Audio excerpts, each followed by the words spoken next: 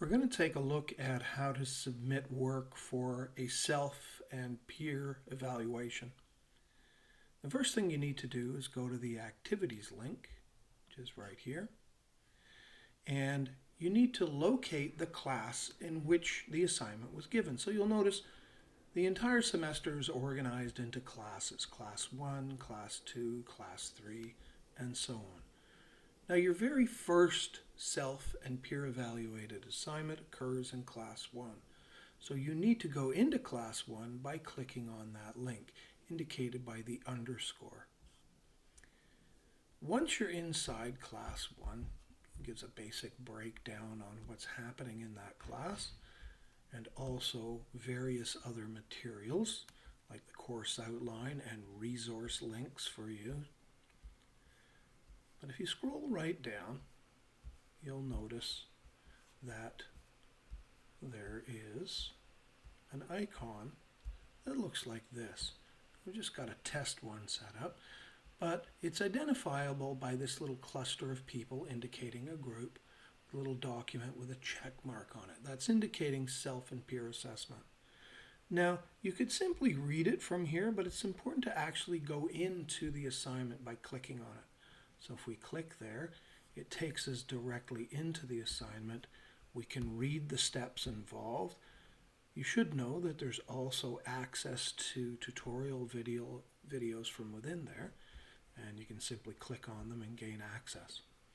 There's also some basic documentation to help you step by step, but essentially we're trying to take a headshot and submit that here in Blackboard for evaluation.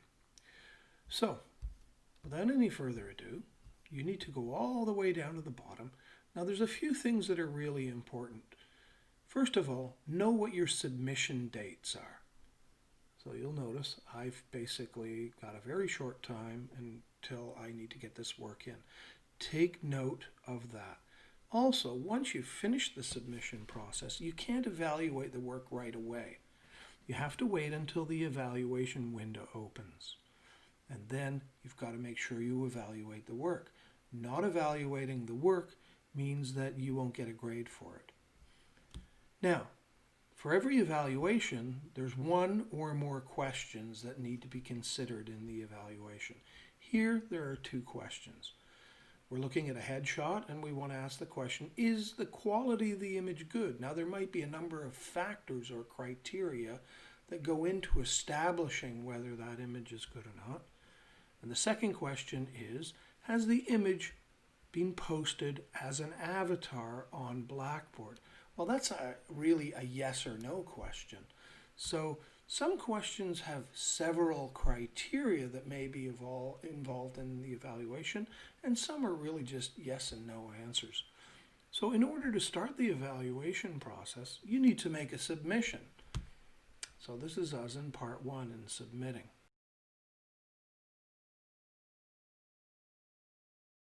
At any time, if you wanted to change the work and upload a better version of the assignment you previously submitted, just click on that question. Either delete it from here, or if it's in the attached files area, you could just mark it for removal. Upload your new version. I'm just going to keep it as is. And again, you would just delete it here.